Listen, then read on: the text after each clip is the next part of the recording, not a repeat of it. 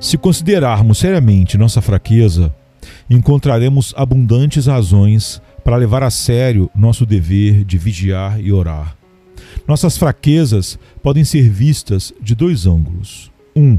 Não temos poder ou força em nós mesmos para suportar a hora da provação. Uma boa parte da fraqueza de cada pessoa é uma confiança infundada na sua própria força. A confiança de Pedro em si mesmo, em Mateus 26:33, era certamente sua fraqueza. Muitas pessoas são assim. Nunca fazemos as coisas tão bem quanto pensamos que somos capazes de fazer. E o que ainda é pior é que os desejos pecaminosos são como um traidor dentro de nossos corações. Estão prontos a nos trair para o inimigo. Essa é a razão porque nunca devemos nos vangloriar como se tivéssemos a força para resistir na hora da provação. Podemos nos vangloriar em pensar que há certas coisas que jamais faríamos. Esquecemos que o coração nunca é o mesmo diante da tentação como ele é antes de entrar na tentação. Pouco se apercebia Pedro de que iria negar o seu Senhor tão logo alguém o questionasse. Quando a hora da provação chegou, todas suas decisões foram esquecidas. Todo o seu amor por Cristo foi temporariamente sepultado, e a tentação se uniu ao temor de Pedro e o venceu completamente. Confiar na própria força é uma falha tão comum que seremos sábios examinando-a um pouco mais de perto. No que estamos confiando? De modo geral, estamos confiando nos nossos próprios corações. Muitos incrédulos se ufanam de ter um bom coração, mas a Bíblia diz: o coração dos perversos vale muito pouco. Provérbios 10:20. É contra o coração que a tentação irá se arremeter. Como um frágil coração poderá resistir diante de uma forte tentação? O cristão verdadeiro que confia no seu próprio coração não está em melhor situação, porque a Bíblia diz: o que confia no seu coração é insensato. Provérbios 28:26. Pedro era um verdadeiro cristão, mas comportou-se como um tolo quando confiou no seu próprio coração.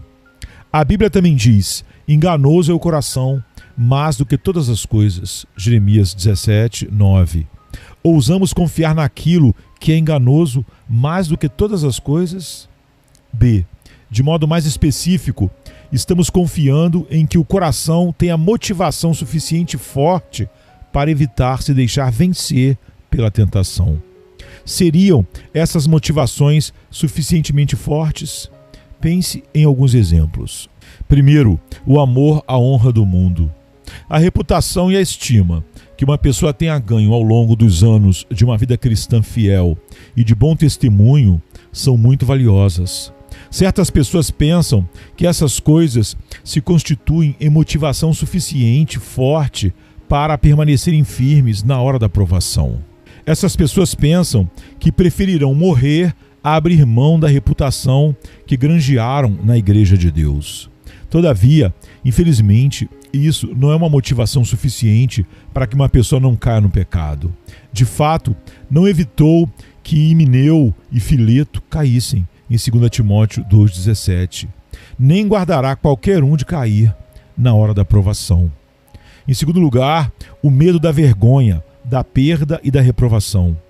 Certas pessoas creem que o simples temor de trazer vergonha sobre si mesmas ou sobre a causa de Cristo é um incentivo suficientemente forte para mantê-las firmes na hora da provação.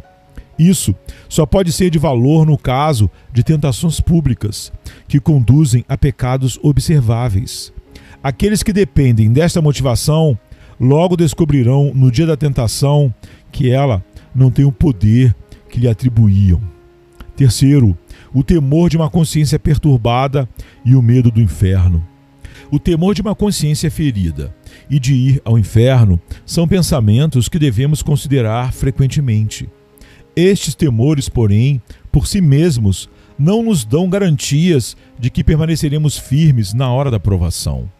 Há pelo menos 3 razões por que essas considerações falharão e não nos sustentarão. Às vezes, a paz de consciência que uma pessoa quer preservar é uma falsa paz. Depois que Davi pecou com Betsabá e antes que o profeta Natã o advertisse, Davi estava em paz. Era uma falsa paz. Pior ainda, muitos incrédulos pensam que têm paz com Deus. Entretanto, é uma falsa paz. Assim como uma paz falsa será inútil no dia do juízo, ela também se evidenciará impotente na hora da provação. B. Uma verdadeira paz de consciência é muito valiosa. Ela, porém, por si mesma, não será suficiente para preservar uma pessoa na hora da provação. A razão é que um coração enganoso é capaz de produzir grande número de razões que mostram não ser importante preservar a paz de consciência. Eis aqui duas delas. Outros cristãos caíram e recuperaram sua paz. E, se eu perder minha paz, eu posso recuperá-la. Quando a hora da provação chegar, estes e outros argumentos logo levarão a alma à estafa e, consequentemente, a abrir mão de sua paz. Se pensarmos que o desejo de manter nossa paz de consciência é suficiente para nos preservar na hora da provação, é como um soldado pensar que, enquanto usar o capacete, não será ferido na batalha. A paz de consciência é uma parte da armadura necessária para vencermos a tentação. Contudo, a tentação logo encontrará um alvo desprotegido. Quarto, a impiedade de pecarmos contra Deus. Você pode possuir uma consciência vívida da impiedade de pecarmos contra Deus. Isso parece ser uma forte proteção contra a hora da provação. Pois bem, como pecarei contra o Deus da minha salvação? Como ferirei o meu Salvador Jesus Cristo que morreu por mim? Mais uma vez, é preciso que se diga que esta proteção por si mesma não é suficiente para nos guardar de pecar na hora da provação. Cada dia que passa nos fornece tristes evidências de que essa consideração por si só fracassará. Toda vez que um filho de Deus cai no pecado, isso evidencia que a tentação venceu essa proteção. Temos considerado a fraqueza do ponto de vista de nossa falta de poder. Precisamos considerar, 2, o poder que a tentação tem de obscurecer a nossa mente. A bebida afeta o entendimento do homem, como diz Oséias 4:11. A tentação afeta o entendimento da mesma maneira. O Deus deste mundo cega as mentes daqueles que não creem no Evangelho para que não vejam a glória de Cristo. 2 Coríntios 4:4. De um modo muito semelhante, cada tentação tira a clareza do entendimento e do juízo. A tentação exerce seu poder de muitas maneiras. Entretanto, a consideraremos apenas 3 daquelas, aquelas que são as mais comuns. A tentação pode dominar a imaginação e os pensamentos de tal maneira que a pessoa não pode pensar em outra coisa. Se uma pessoa é tentada, existem várias considerações que lhe poderiam trazer alívio, porém a tentação é tão forte que domina sua mente e sua imaginação. Ela é incapaz de se concentrar nas coisas que a libertaria. É como uma pessoa dominada por um problema. Há muitas maneiras de elaborar uma solução para o problema, mas ela está tão preocupada com o problema que está cega para as possíveis soluções. B. A tentação pode usar os desejos e as emoções de um homem para turvar sua mente, impedindo-o de pensar claramente. Sempre que uma pessoa permite que seus desejos e suas emoções controlem o seu entendimento, ela deixará de pensar com clareza. Muitas vezes a tentação cativará de tal maneira seus desejos e suas emoções que ela não mais será capaz de controlar a razão. Antes de um homem entrar numa tentação em particular, é possível perceber que certo curso de ação está errado. No entanto, quando a tentação chega nos seus desejos e nas suas emoções, ele já não mais pensa claramente. Logo estará pensando em maneiras de justificar ou desculpar suas ações pecaminosas. C. A tentação inflamará os desejos maus do coração de um homem, de maneira tal que eles controlarão a sua mente. Desejos pecaminosos são como fogo. A tentação é o combustível que o incendiará de modo que fuja ao seu controle. A razão humana frequentemente o persuadirá a refrear os seus desejos pecaminosos. lembrando das consequências do que ele quer fazer.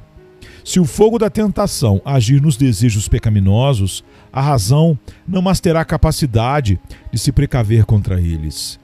Ninguém conhece a violência e o poder do desejo pecaminoso até que esse desejo se defronte com uma tentação adequada para ele. Até mesmo os melhores homens ficarão surpresos e assombrados com o poder de um desejo pecaminoso quando se depara com uma tentação adequada.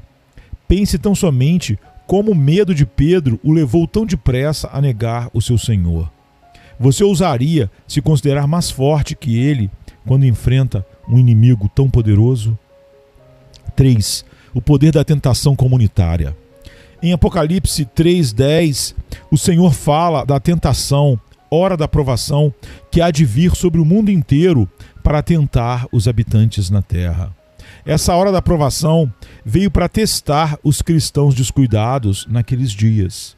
Satanás veio como um leão rugindo para persegui-los e como um anjo de luz procurando desviá-los. Precisamos pensar em 3 aspectos deste tipo de tentação. Este tipo de tentação é um julgamento vindo de Deus e Deus tem 2 propósitos através dele. Um é a punição do mundo que tem desprezado o seu evangelho. O outro é o julgamento daqueles que falsamente professam ser cristãos. Isto significa que a provação tem um poder especial de modo que executará o propósito divino. A Bíblia fala de pessoas que não acolheram o amor da verdade para serem salvas. Pessoas que não creram na verdade, mas se deleitaram com a injustiça. Para puni-las, Deus lhes manda a operação do erro, para darem crédito à mentira. 2 Tessalonicenses 2, 9 a 12. Deus não mudou.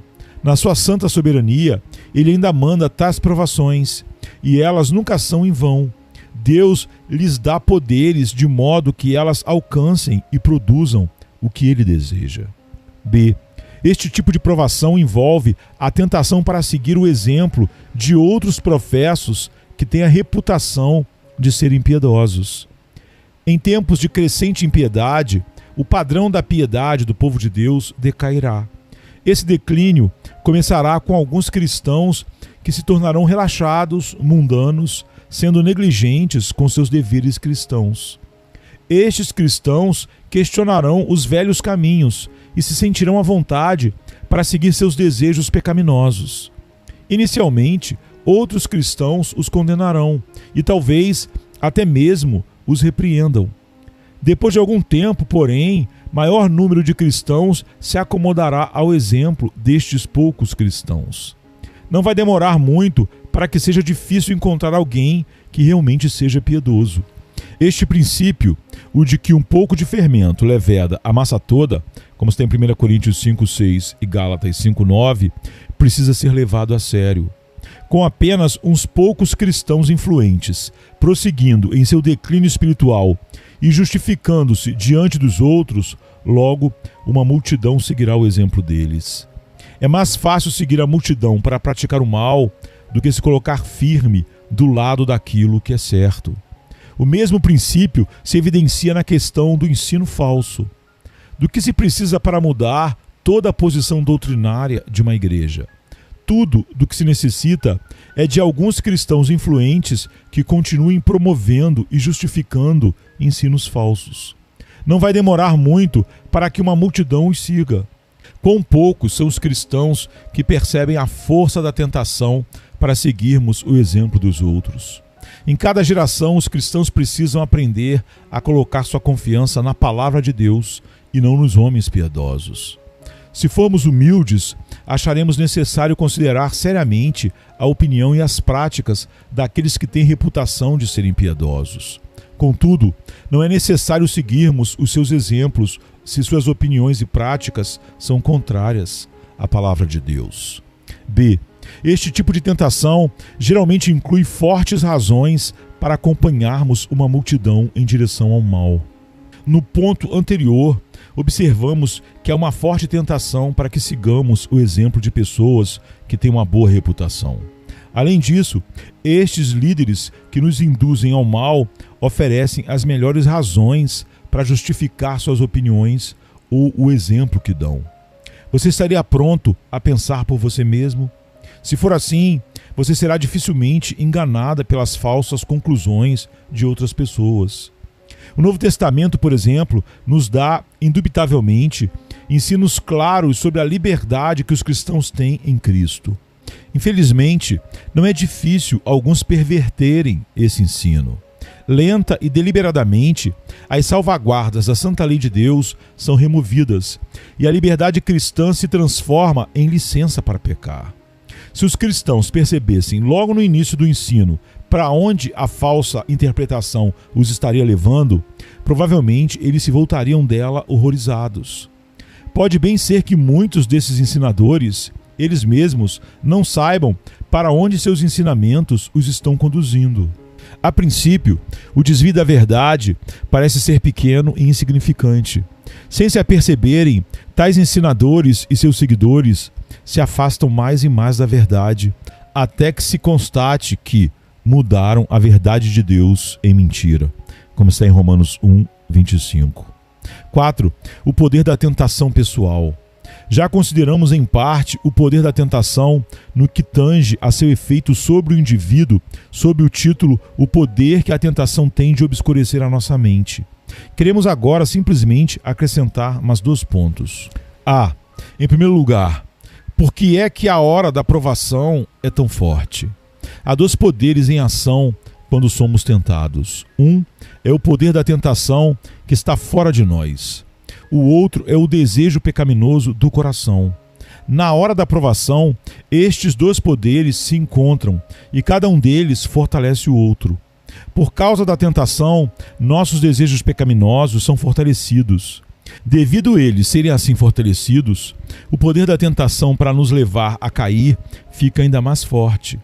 Há algumas pessoas, inclusive alguns cristãos, que outrora nunca teriam pensado em cometer certos atos pecaminosos. Estão agora cometendo-os com pouco sentimento de vergonha ou remorso.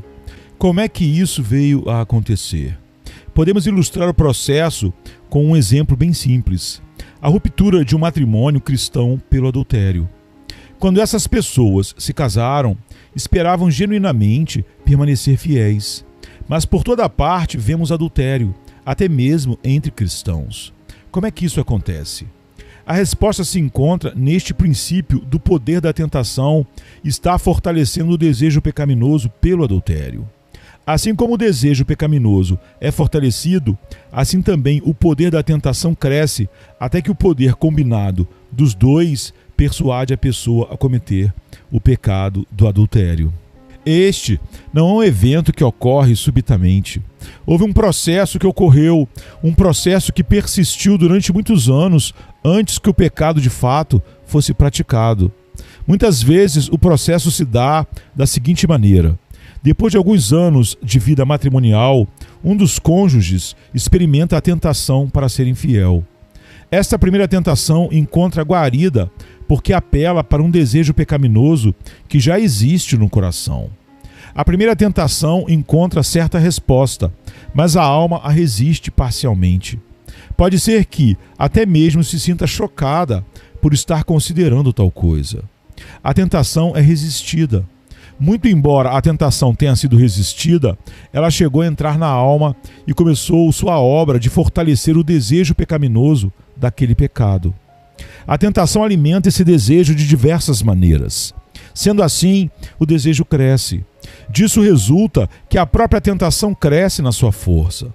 Depois de certo tempo, o desejo pecaminoso tem se tornado tão forte que só necessita de uma tentação que lhe propicie uma ocasião adequada a fim de que o pecado seja cometido. Só existe uma maneira de nós lidarmos de modo satisfatório com a questão da resistência à tentação. É irmos diretamente contra os desejos pecaminosos aos quais a tentação apela, procurando fortalecê-los. Tão logo tomemos consciência de um desejo pecaminoso, quer seja a ambição, o orgulho, o mundanismo, a impureza ou qualquer outra coisa, é mister que busquemos mortificar esse desejo.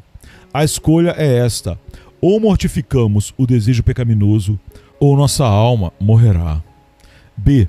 Em segundo lugar, precisamos também considerar que a obra da tentação afeta toda a alma e não apenas os desejos pecaminosos aos quais ela apela. Podemos ilustrar isto voltando ao nosso exemplo anterior. Quando a primeira tentação, a infidelidade, vem a um cristão, sua razão lhe diz que esta tentação precisa ser resistida. Uma vez, porém, tendo a tentação entrado na sua alma, ela agirá na razão também. A razão deveria ser governada pela consciência e se opor à tentação. Contudo, acontece que ela se torna governada pelo desejo e favorece a tentação. Na medida em que o desejo pecaminoso fica mais forte, ele irá, de um jeito ou de outro, apoderar-se de toda a alma. Notamos, mais uma vez, que há um processo se desenvolvendo. No início, dirigida pela voz da consciência, a razão se opõe à tentação. Tendo a tentação entrado na alma, constatamos que progressivamente a razão vai agindo a favor da tentação. Dentro de pouco tempo, a razão, que previamente não podia contemplar esse pecado, começa lentamente a pensar no prazer que o pecado trará. Passo a passo, a razão é induzida para afugentar o temor e o medo do pecado. Finalmente, ela estará incentivando e justificando o próprio pecado que antes não podia sequer contemplar. É amedrontador considerar o poder da tentação em perverter o uso da razão com vistas aos seus fins iníquos. Aprenda de sua própria experiência. Deveríamos sempre aprender de nossa própria experiência, assim como da de outros. O que é que sua própria experiência de tentação no passado lhe ensina? Acaso não lhe ensina que a tentação maculou sua consciência, perturbou ou roubou sua paz, enfraqueceu na sua obediência e escondeu o sorriso de Deus de você? Pode ser que a tentação tenha falhado e não o tenha conseguido persuadir a dar vazão ao seu desejo pecaminoso. Até mesmo quando isso ocorre, não seria verdade que ela deixou gravada na sua alma sua sujeira e lhe causou grande tormento? Todos admitimos que, raramente, se é que alguma vez isso se dá, saímos da tentação sem alguma perda espiritual. Se essa é a sua experiência, então como poderia você voluntariamente se deixar enredar pela tentação? Se você está gozando de liberdade da tentação, cuide-se muito para evitar que entre na tentação outra vez, para que algo pior não lhe suceda. O alvo de Satanás ao tentar os homens é sempre o mesmo. Em cada tentação, o alvo principal é sempre o mesmo. É sempre desonrar a Deus e arruinar nossas almas. Por acaso, você trata levianamente a tentação ou brinca com ela quando sabe o que ela pretende obter? Crê realmente que a tentação quer alcançar tanto você como Deus? Se for assim, então a gratidão a Deus exige que você use os meios que Deus colocou à sua disposição para frustrar o alvo de Satanás quando ele o tenta.